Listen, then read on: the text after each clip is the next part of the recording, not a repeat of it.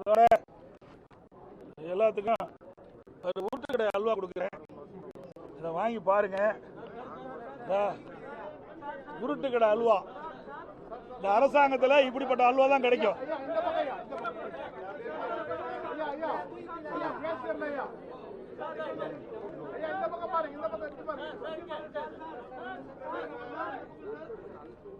இந்த தீபாவளி வருது இல்ல, இந்த தீபாவளி இருக்கின்ற பொழுது 2021ஆம் ஆண்டு இன்றைய முதலமைச்சர் எதிர்கட்சி தலைவராக இருக்கின்ற பொழுது திமுக தலைவர் அவர் சுமார் 525 அறிவிப்புகள் வெளியிட்டார். அப்படி அறிவிப்பு வெளியிட்ட பிறகு சுமார் 10% அறிவிப்புகள் நிறைவேற்றவில்லை. எல்லாத்துக்கும் அல்வா கொடுத்துட்டாரு. இப்ப இந்த உருட்டுக்கடை அல்வா நீங்க பிரிச்சு படிச்சு பாருங்க, எப்படி டேஸ்டா இருக்குதா எப்படி பார்த்து சொல்லுங்க. எந்த அளவுக்கு இந்த அரசாங்கம் அல்வா கொடுத்து மக்களை ஏமாற்று என்பது மக்கள் உணர வேண்டும்.